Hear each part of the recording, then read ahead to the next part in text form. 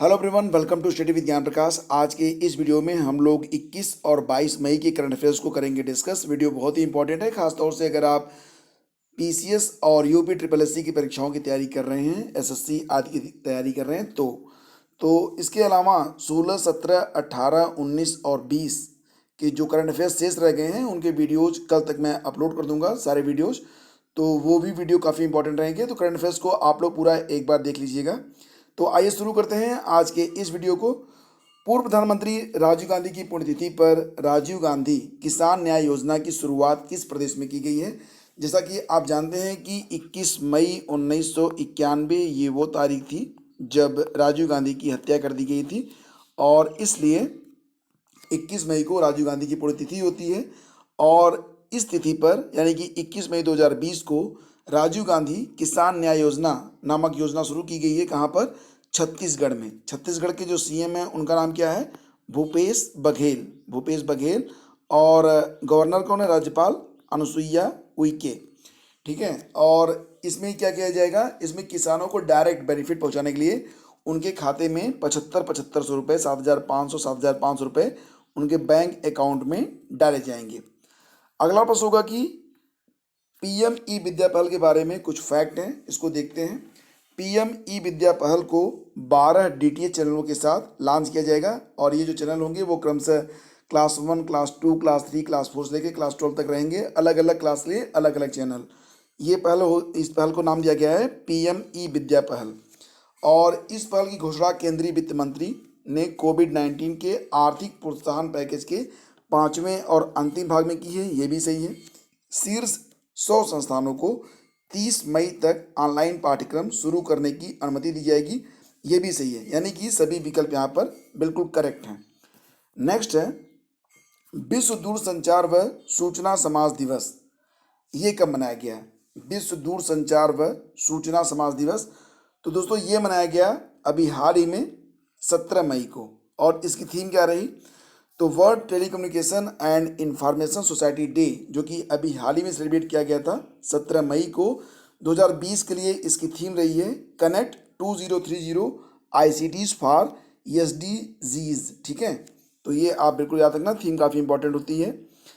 World economic situation and prospectus, जिसको आप कहेंगे WESP रिपोर्ट 2020, WPSP रिपोर्ट जो अभी हाल ही में जारी हुई है। तो इस रिपोर्ट को किसने जारी किया है? याद रखिएगा कि WESP रिपोर्ट को जारी करता है यूनाइटेड नेशन, यानी कि विकल्प बी संयुक्त राष्ट्र हमारा सही जवाब है।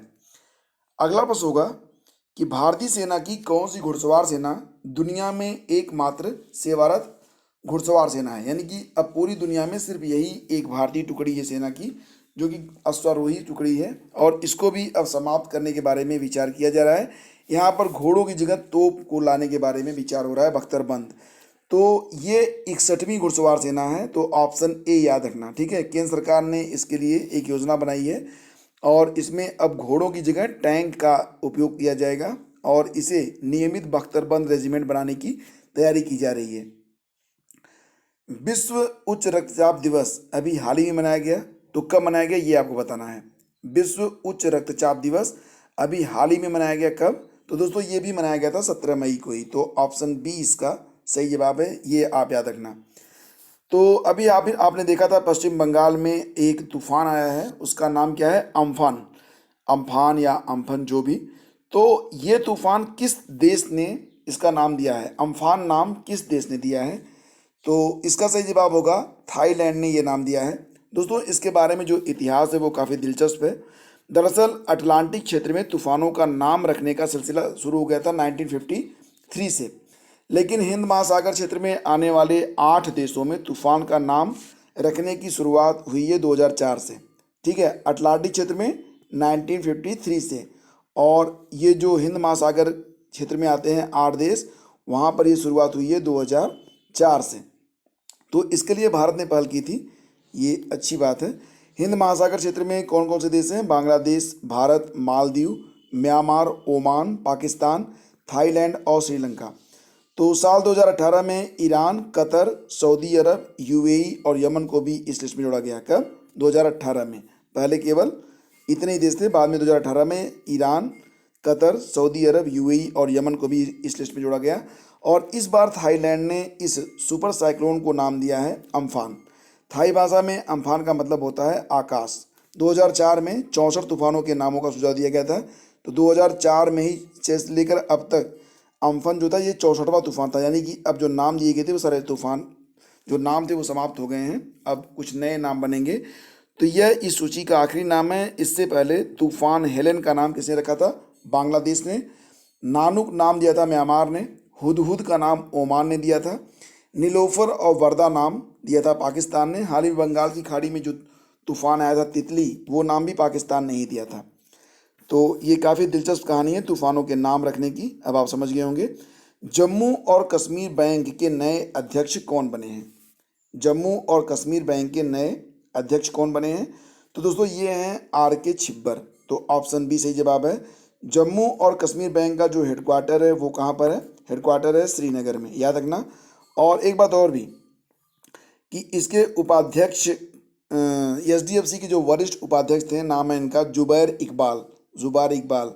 इनको जो है MD चुना गया है जम्मू और कश्मीर बैंक का। ठीक है, तो दोनों बात आप लोग याद रखिएगा।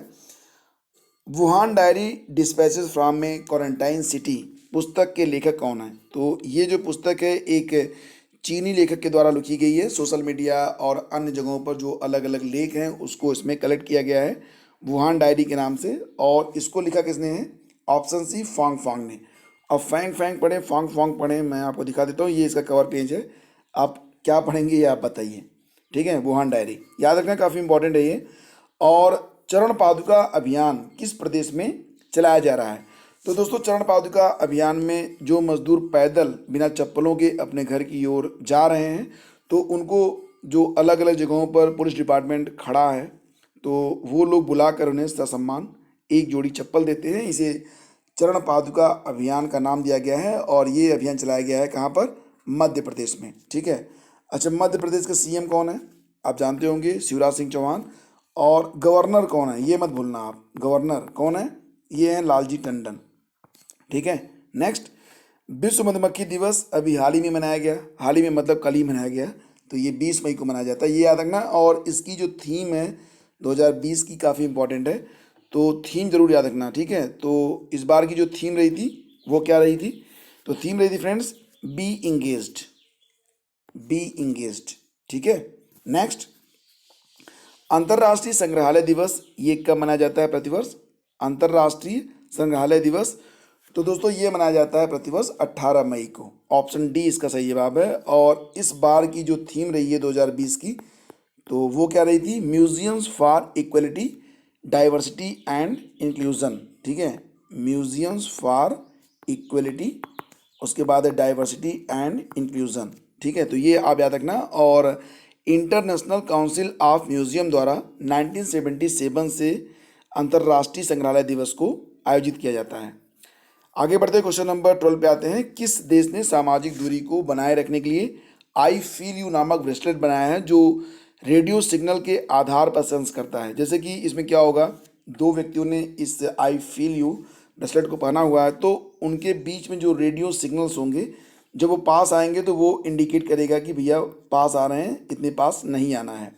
साथ ही साथ इसमें GPS का भी प्रयोग किया गया है। तो अगर जो व्यक्ति से पहन रहा है, जो मूव करेगा, तो लोग समझ जाएंगे कि ये व्यक्ति, अगर मान लेते हैं वो कोरोना पॉजिटिव है, तो वो कहाँ से कहाँ तक मूव किया है, तो उसकी लोकेशन भी ट्रेस हो सकेगी। तो क्योंकि अब इटली में जो है जो लॉकडाउन है वो धीरे धीरे खुल रहा है, भारत में भी खुल रहा है। तो ये जो इटली के द्वारा बनाया गया है, इटली का जो वहाँ पर प्रौद्योगिकी संस्थान है जिसको आप लोग कहेंगे, उसको भी वहाँ पे IIT ही कहते हैं, IIT। तो इटालियन इंस्टीट्यूट ऑफ टेक्नोलॉजी। ठीक है, इंडियन नहीं, इटालियन इंस्टीट्यूट ऑफ टेक्नोलॉजी ने इसको बनाया हुआ है। नेक्स्ट होगा कि इजराइल का प्रधानमंत्री कौन बना है? तो तस्वीर को पहचानते हैं आप, ये हैं बेंजामिन नेतन्याहू। रिकॉर्ड 5वीं बार ये इजराइल के PM चुने गए हैं। तो सही जवाब है इसका ऑप्शन A। नेक्स्ट क्वेश्चन होगा, पहली आभासी विश्व स्वास्थ्य सभा वर्ल्ड हेल्थ असेंबली में भारत का प्रतिनिधित्व किसने किया? तो वीडियो कॉन्फ्रेंसिंग के माध्यम से ये स्वास्थ्य सभा आयोजित की गई थी। क्रमशः ये 73rd थी, 73वीं थी। लेकिन अगर देखा जाए वर्चुअल रूप से तो ये पहली, इससे पहले कभी भी वर्चुअल असेंबली नहीं हुई थी। तो ये पहली विश्व स्वास्थ्य सभा हुई जो कि वर्चुअल थी, वीडियो कॉन्फ्रेंसिंग के माध्यम से थी। और इसमें भारत का प्रतिनिधित्व किया डॉक्टर हर्षवर्धन ने। तो ऑप्शन डी इसका सही जवाब है। ठीक है, डॉक्टर हर्षवर्धन। डॉक्टर हर्षवर्धन जो कि केंद्रीय स्वास्थ्य और परिवार कल्याण मंत्री हैं। और ये सभा आयोजित कब हुई थी? 18 मई को आयोजित की गई थी। और इसी क्रम में नेक्स्ट क्वेश्चन होगा कि विश्व स्वास्थ्य सभा के कार्यकारी बोर्ड के नए अध्यक्ष का नाम बताइए। तो ये बहुत ही गर्व की बात है कि केंद्रीय स्वास्थ्य और परिवार कल्याण मंत्री डॉक्टर हर्षवर्धन को WHO का नया अध्यक्ष बनाया गया है, एग्जीक्यूटिव बोर्ड का। तो ऑप्शन ए इसका सही जवाब है। अब एग्जीक्यूटिव बोर्ड में कुल 34 सदस्य होते हैं और वर्तमान में जापान के जो हैं डॉक्टर हिरोकी नाकारानी, उनकी जगह पर आ गए हैं डॉक्टर हर्षवर्धन। डॉक्टर हिरोकी नाकारानी की जगह लेंगे डॉक्टर हर्षवर्धन। तो दोस्तों ये कुछ इंपॉर्टेंट करंट अफेयर्स हैं जो कि 21 मई तक के हैं। बाकी की जो करंट अफेयर्स हैं जो छूट गए थे तो उसके वीडियोज़ आपको अवेलेबल करवा दिए जाएंगे आज और कल में। तो कोई भी प्रश्न आप छोड़िएगा मत, लगातार आप लोग तैयारी करते रहिए। परीक्षाएं अपने समय पर होंगी। 2-3 महीने का जो समय आपको मिल रहा है तो उसमें आप लोग बहुत अच्छे से तैयारी करें। याद रखिएगा कि लॉकडाउन मत बनाइएगा। लॉकडाउन बनाते बनाते भी बहुत सारे लोग पहुंच जाते हैं लॉक में। तो आप लॉक मत होइए, आप अपने आप को प्रोग्रेस करते रहिए, पढ़ते रहिए। तो चैनल को अगर आपने अभी तक सब्सक्राइब नहीं किया तो कर लीजिएगा, बेल आइकन को दबा दीजिएगा और इस वीडियो को अधिक से अधिक लाइक और शेयर आप लोग कर दीजिएगा। आप लोग लाइक भी नहीं करते हो, शेयर भी नहीं करते हो, एनीवे कर दीजिएगा। बहुत बहुत धन्यवाद।